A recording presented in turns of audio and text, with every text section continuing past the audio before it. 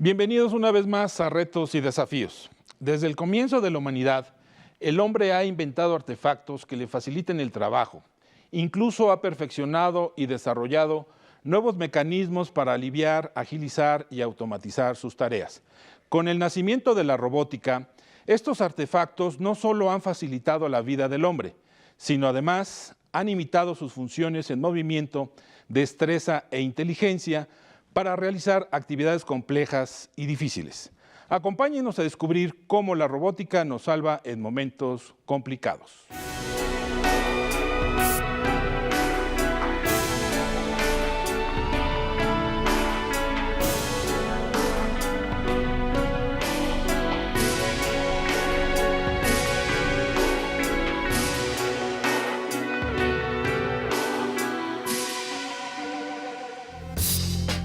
Tormentas, huracanes, derrumbes, incendios y sismos son solo un recuerdo del poder de la naturaleza y su capacidad de destrucción.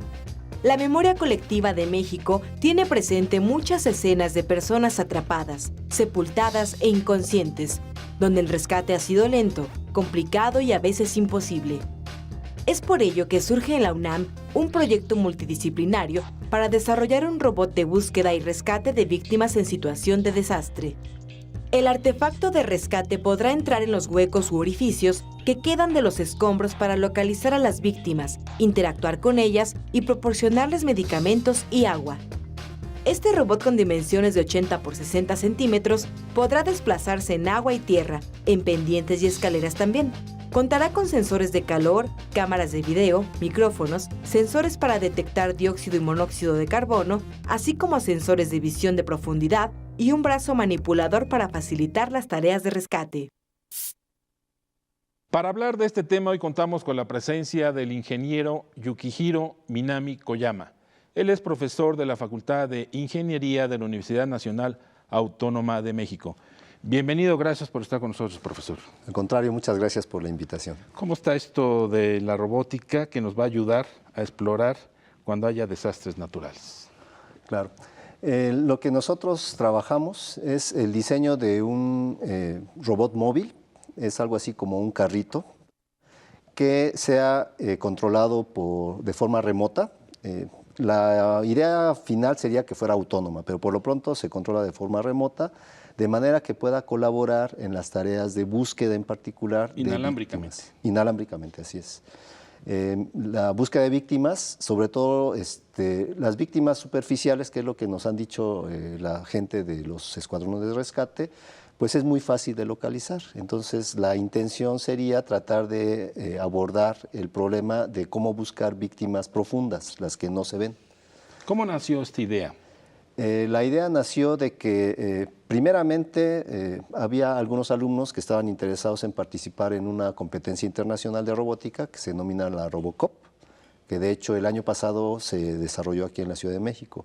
Entonces, en esta competencia existe una liga, que es la Liga de Robocop Rescue, que justamente son robots que sean capaces al menos de buscar y localizar víctimas humanas.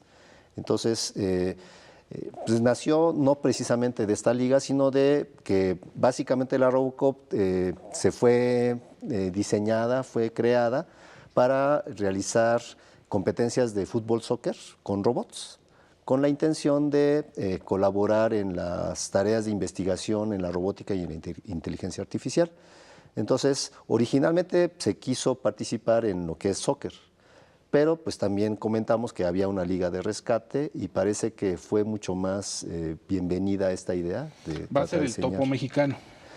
Pues eso sería fabuloso, ¿no? Que este robot llegara a compararse con los canes, con los perros, que son quienes buscan y quienes encuentran a las víctimas. Entonces, en este momento todavía no tenemos la capacidad para desarrollar este tipo de tarea con olfato, un olfato artificial que pudiera localizar a las víctimas. ¿Con qué equipo cuenta este robot? Este robot en principio cuenta con varias cámaras de video para poder navegar de forma remota y también le colocamos sensores de temperatura para poder detectar calor y pues pensamos que las personas vivas obviamente van a tener una determinada temperatura con respecto a otros entes inertes que no van a tener la misma temperatura y también sensores de dióxido de carbono, ¿no? Entonces si logramos detectar la exhalación de la respiración, entonces podríamos asegurar que es una víctima. ¿Qué dimensiones tiene este robot, ingeniero? En este momento la versión que tenemos tiene unas dimensiones aproximadas de 55 centímetros de largo por 45 de ancho y unos 40 centímetros de alto. ¿Y de peso? De peso, bueno, cuenta con un brazo manipulador, con todo y el brazo manipulador pesa alrededor de 50 kilogramos. ¿Y autonomía? Bueno, no es autónomo en el sentido de que sola pueda navegar, pero para que se mueva de manera que no se recarguen las baterías es del orden de 30 minutos actualmente.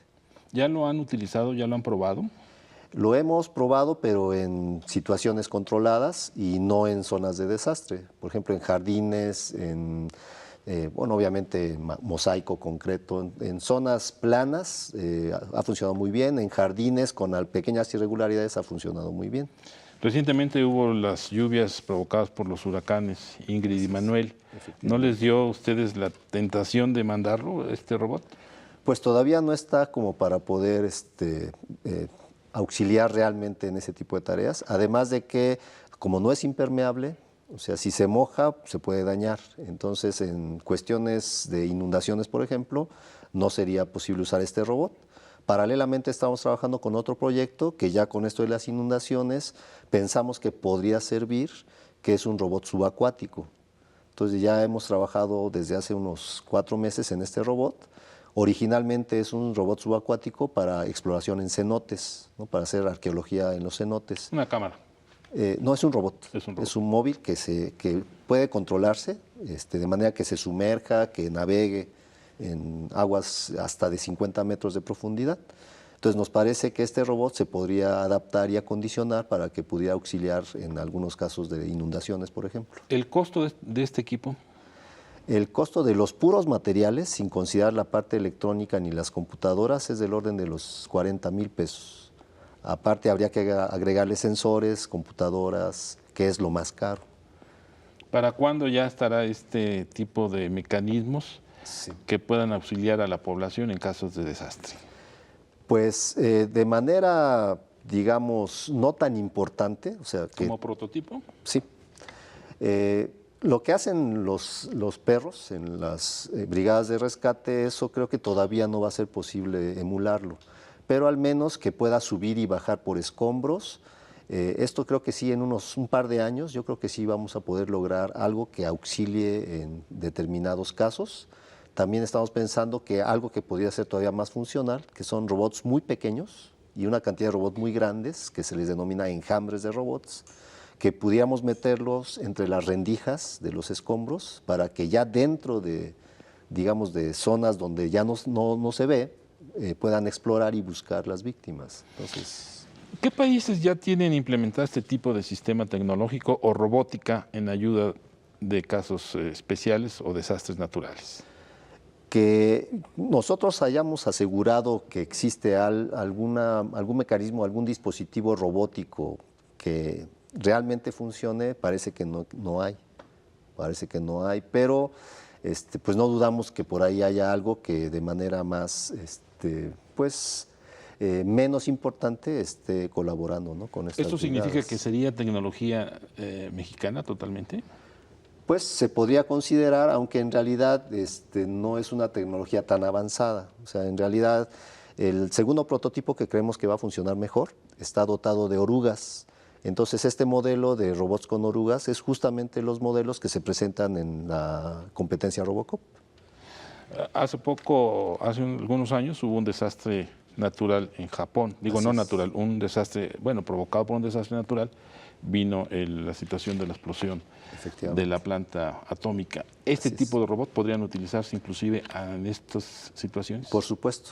O sea, la gran ventaja de este tipo de robots es que son inmunes hasta cierto punto a las radiaciones, soportan temperaturas relativamente altas, no demasiado, pero sí relativamente altas, en zonas donde haya gases venenosos. En esas zonas sí podría ser muy útil un robot, ¿no? Que pudiera detectar también la concentración de estos gases, el nivel de temperatura, el nivel de radiación y saber si se puede enviar o no una brigada humana. Si nos permite, vamos a una pausa y continuamos con usted, por favor.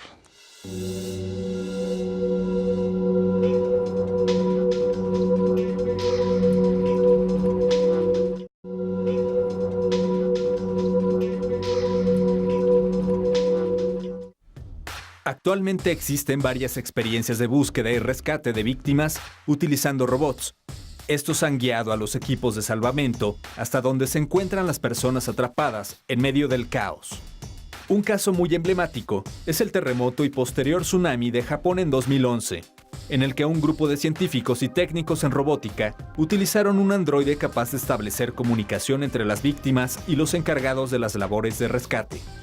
Incluso la central nuclear de Fukushima fue monitoreada por robots para medir los niveles de radiación, temperatura y oxígeno en la planta, así como captar fotografías y valorar los riesgos no solo de los trabajadores, sino de la población mundial.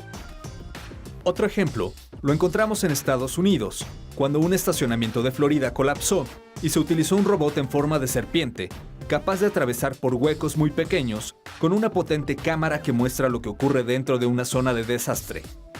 Sin lugar a dudas, la tecnología y en particular la robótica son parte inherente a los seres humanos para su supervivencia. Profesor Yukihiro, este tipo de robots, ¿qué tan útiles podrían ser para otros desastres naturales? Por ejemplo, para temblores. Bueno, de hecho, el origen de este tipo de robots es para los desastres de sismos, justamente. Nacen ahí. Sí, nacen de los sismos. Entonces, creemos que la idea original que se planteó desde el principio para este tipo de robots es que auxiliaran en desastres de sismos y temblores, ¿no? Y aunado a ello, pues las explosiones, por ejemplo, también provocan escombros similares a los de los sismos. Entonces también podría ser este tipo de pues, eventos, ¿no? Una vez que ya quede perfeccionado este robot, ¿ustedes tendrían que producirlo o se lo darán a alguna empresa para que lleve a cabo la producción? Bueno, esto no lo tenemos considerado. En caso de que fuera suficientemente buena nuestro producto, entonces lo que seguiría es, por parte de la Universidad Nacional Autónoma de México, tratar de conseguir la patente de este diseño. ¿Nacional e internacional? Pues supongo que sí. Entonces ya la universidad se encargará de la cuestión legal, de si lo otorga o no lo otorga y a quién se lo otorga, ¿no? Eso ya queda fuera de nuestras manos. ¿En qué tiempo se construye un robot de estas dimensiones? El diseño propiamente, pues en nuestro caso, como están participando varios alumnos con nosotros, y uno de los objetivos del proyecto no es que nosotros desarrollemos el robot, sino que involucremos a los alumnos para que ellos mismos se formen como excelentes ingenieros y además que produzcan, ¿no? este tipo de dispositivos. Entonces, es un proceso un poco largo, ¿no? Desde plantear el problema, analizarlo, buscar muchas soluciones, tomar las decisiones las adecuadas. Esto resulta ser un proceso iterativo, que no siempre es de una sola vía, sino que hay que regresar muchas veces. Entonces, en ese sentido, para este robot, para la segunda versión inclusive, nos tardamos un poco más de 2 meses. Ya hay una versión, la primera versión. La primera versión. Sí, para diseñar la primera versión nos tardamos de ese orden, yo creo, 2 o 3 meses. Y a partir de ahí, el dibujo de los planos, bueno, el detallado dibujo de planos, nos lleva otro mes y medio, 2 meses. Y en la manufactura, pues en este caso, como no contamos con máquinas, herramientas suficientemente pues, precisas para poderlas fabricar, las tenemos que fabricar fuera de la universidad. Entonces aquí ya dependemos del ingeniero que nos auxilia en el maquinado. Entonces esto también suele tardarse de 3 a 4 meses. ¿Qué otras instituciones públicas y privadas están interesadas en participar en este tipo de tecnología o si ya la están desarrollando ellos al mismo tiempo? Tengo entendido, bueno, de hecho he visto que el Tecnológico de Monterrey Campus Estado de México, tiene un prototipo también de robot de búsqueda. Este prototipo lo inscribieron en el Robocop de la Ciudad de México el año pasado. ¿Sí? Desgraciadamente pues no funcionó como se esperaba, pero bueno, ya participó representando a México. ¿Es la única institución? También tengo entendido que, no recuerdo el nombre, pero una universidad cerca de Monterrey, hace ya varios años, en el 2007, participó en la Robocop que se desarrolló en ese entonces en Atlanta, con un robot de rescate, efectivamente. Entonces, no creemos que sean pocas instituciones educativas las que estén desarrollando este tipo de prototipos. ¿El Instituto Politécnico Nacional no está interesado en este tipo de proyectos? ¿Ustedes no han compartido información? Suponemos que no, porque estamos bastante cercanos en cuanto a que cada que hay una competencia de robótica, por lo regular nos reunimos varias universidades. Muestran nada más los avances que llevan, ¿no? Efectivamente. Entonces, si el Politécnico no ha participado en esta liga, en cambio sí ha participado en otras ligas, en los mismos torneos de robótica. Bueno, por lo pronto ya los desastres naturales provocados por los huracanes ya estamos a punto de terminar la temporada. Efectivamente. Pero finalmente podrán ocuparse estos robots para, como usted decía, explosiones, ¿no? Así es. ¿Y para algún otro tipo de emergencias? Pues podría auxiliar tal vez en desastres, bueno, lo que usted comentaba, desastres nucleares, por ejemplo. En incendios también seguramente podrían ayudar siempre y cuando se les proveyera de cierta armazón o cierta cobertura que los hiciera resistentes al fuego. Pero en términos generales, pues todo lo que involucre alguna búsqueda o algún auxilio en tareas de tratar de encontrar personas vivas, creo que es bastante importante.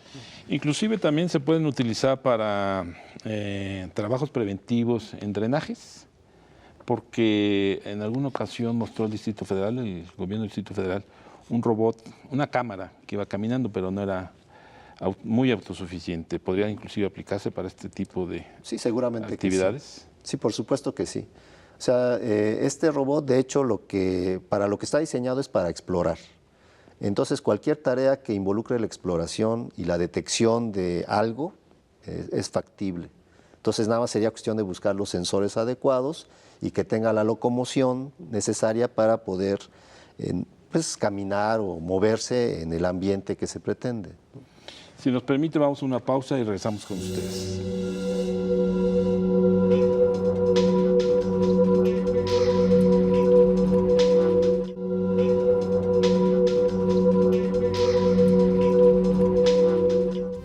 Inmersos en el mundo de androides y artefactos autónomos, se ha creado la robótica social, que estudia la integración eficiente de las tareas con sentido humano.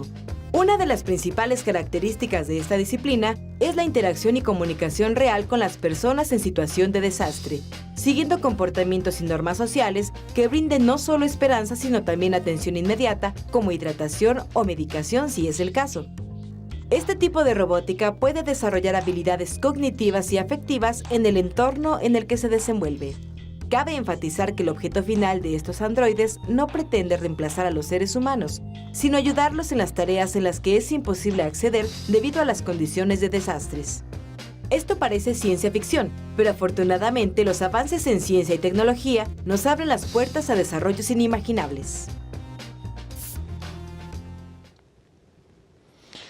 Profesor, ¿la participación del gobierno federal o el gobierno del Distrito Federal en este proyecto es importante o apenas van a ustedes a acercarse a estas instituciones? Bueno, hasta este momento no nos hemos acercado.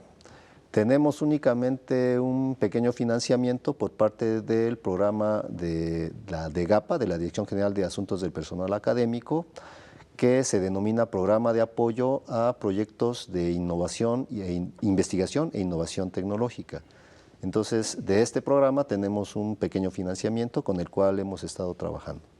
¿Este proyecto lo van a presentar ustedes a la próxima competencia a nivel nacional?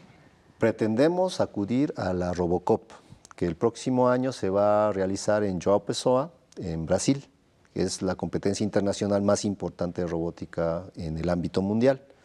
Entonces queremos al menos participar y empezar a mejorar, ¿no?, todas las ideas que tenemos al respecto. Ahora, el objetivo fundamental del proyecto no es la participación en las competencias. Más bien el objetivo es realmente tratar de auxiliar en los eventos como los sismos, ¿no?, que habíamos platicado.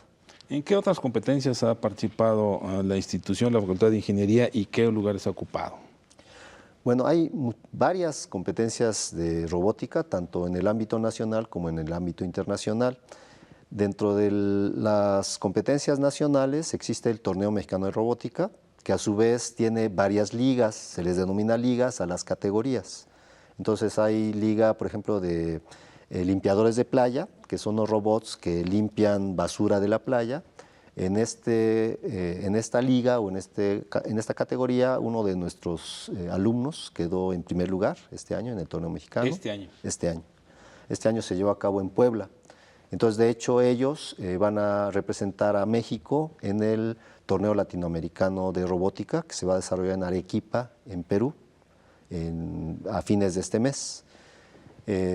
Otras categorías o ligas está, por ejemplo, la de robot de servicio, que le denominamos Robocop at Home, en donde se está trabajando en robots que sirvan en la casa como sirvientes, ¿no?, como si fueran los sirvientes humanos, nada más que son sirvientes robóticos.